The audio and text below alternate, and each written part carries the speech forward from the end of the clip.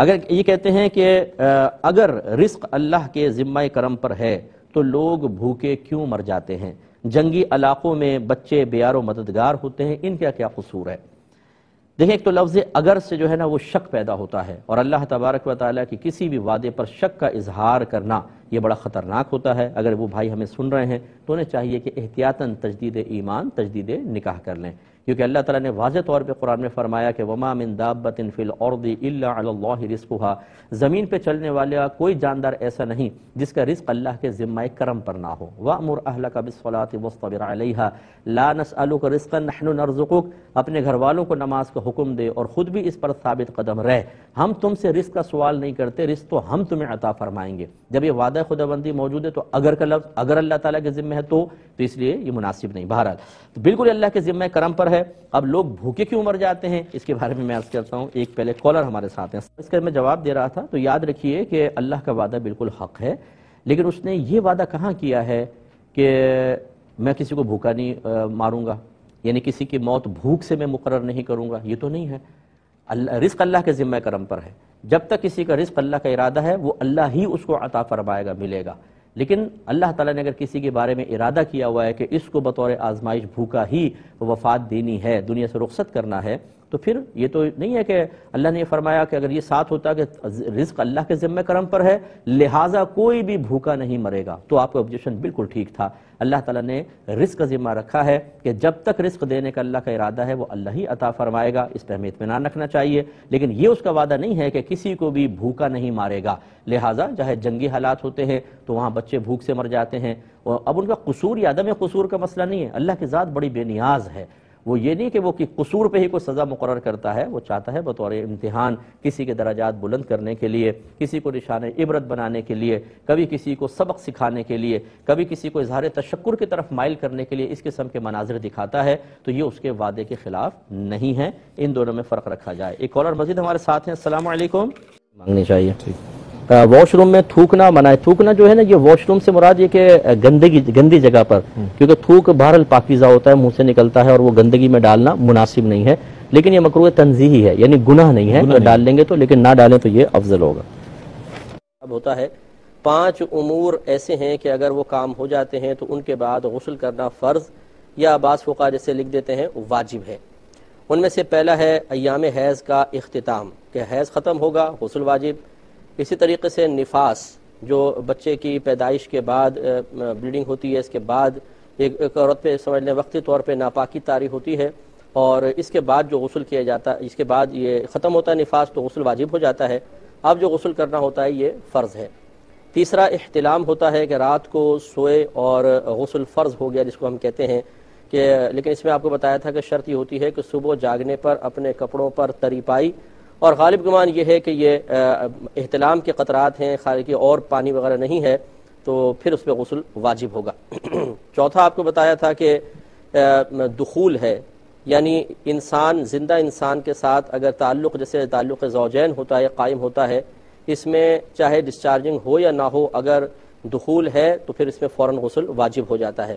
اور پانچواں ہوتا ہے کہ جاگتے میں اگر شہوت کے ساتھ، لذت کے ساتھ احتلام ہوتا ہے تو اس سے بھی غسل واجب ہوگا۔ لہذا اگر کسی نے وزن اٹھایا اور ویسی قطرات نکل گئے بالفرض تو اس پہ غسل واجب نہیں ہوتا، کیونکہ جاگتے میں غسل کے وجوب کی شرط یہی ہے کہ لذت کے ساتھ یا شہوت کے ساتھ انزال ہوگا، ڈسچارجنگ ہوگی تو غسل واجب ہوگا، ورنہ نہیں۔ یہ 5 اسباب ہوتے ہیں جن کی وجہ سے غسل فرض ہوتا ہے۔ اب یہ خیالات غلط ہیں کہ جو چھپکلی بدن پہ گر گئی تو غسل واجب ہو گیا، یا مردے کو غسل دیا تو غسل دینے والے پر غسل واجب ہو جاتا ہے، یہ غلط خیالات ہیں۔ چھپکلی گرے تو کچھ بھی نہیں ہے، اور مردے کو نہلانے کے بعد اگر غسل کرنا چاہیں تو فقہا نے مستحب لکھا ہے کہ افضل ہے کر لیں، نہیں کریں تو ایسا نہیں ہے کہ معاذ اللہ کوئی غسل واجب تھا اور نہ کرنے پر انسان گناہگار ہوگا۔ جب غسل واجب ہو جائے تو تاخیر نہیں کرنی چاہیے، کیونکہ نبی کریم صلی اللہ علیہ وسلم کے فرمان عالی شان کے مطابق جس گھر میں کوئی جنبی شخص ہوتا ہے اس گھر میں اللہ تبارک و تعالیٰ کی رحمت کے فرشتے نہیں آتے ہیں۔ یہ کہتے ہیں کہ کیا ولی اپنی قبروں سے بھی کرامات دکھا سکتے ہیں یا صرف زندگی میں دکھانا ممکن ہے؟ دیکھیں، کرامات کا سلسلہ تو جاری و ساری رہ سکتا ہے، معجزات کا سلسلہ بھی جاری رہتا ہے، بلکہ اکابرین نے یہی لکھا کہ جس بھی نبی کے زمانے کا ولی کوئی کرامت دکھائے گا تو یہ حقیقتاً اس زمانے کے نبی کا معجزہ ہی ہوتا ہے، چاہے وہ نبی پردہ فرما چکے ہوں۔ ایسے اولیاء کرام کی کرامات اس کے بعد بھی معروف ہیں، کبھی بارشیں ہوتی ہیں، کبھی لوگوں کی مشکلات حل ہوتی ہیں، لیکن وہ اصل میں فاعل حقیقی اللہ تبارک و تعالیٰ کی ذات ہوتی ہے۔ بعض لوگ اولیاء کرام کے تصرفات پر تنقیدات کرتے ہیں کہ یہ اگر ایسا ہے تو فلاں جگہ جا کے کیوں نہیں مدد کر دی، ایسا ہے تو فلاں جگہ جا کے مدد کیوں نہیں کر دی۔ ایسا نہ کیا کریں۔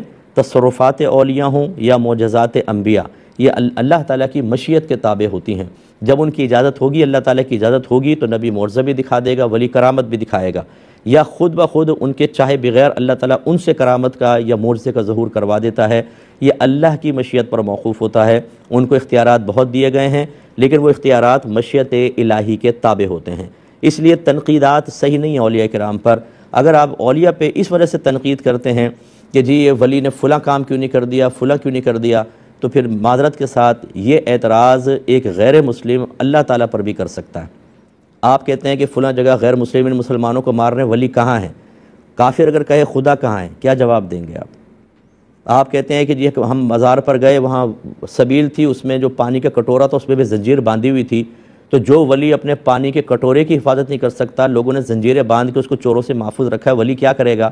تو پھر میں سوال کرتا ہوں کہ مسجدوں سے جو ہوتی ہیں بتائیں، حالانکہ وہ خانہ خدا کہلاتا ہے، بیت اللہ ہے مسجدیں، تو اگر کوئی کافر یہ کہے کہ تمہارا خدا تو اپنے آئے ہوئے مہمانوں کی جوتیوں کی حفاظت نہیں کر سکتا، تمہارے خدا کی قدرت کہاں گئی؟ کیا جواب دیں گے آپ؟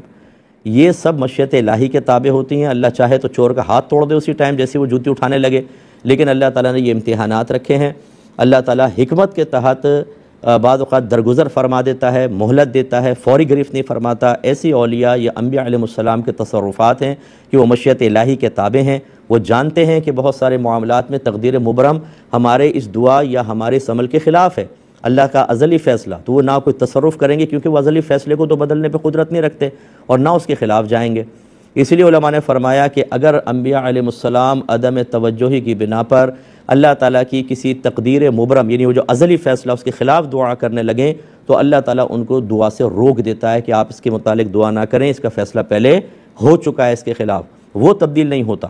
تو لہٰذا یہ غلط فہمیاں پیدا کرنا تاکہ اولیاء کرام کی عزت دل سے نکل جائیں، لوگ ان کے بارے میں بدگمان ہو جائیں، یہ اچھی چیز نہیں ہوتی ہے۔ بس یہ اصول یاد رکھیے گا، جو آپ ولیوں پہ اعتراض کرتے ہیں، جو آپ صحابہ پہ اعتراض کر رہے ہیں، جو اہل بیت اطہار پہ کر رہے ہیں، جو انبیاء علیہ السلام پہ کر رہے ہیں، یہ تمام اعتراضات ذات باری تعالیٰ پر بھی ہو سکتے ہیں، یہ اچھی طرح یاد رکھیں۔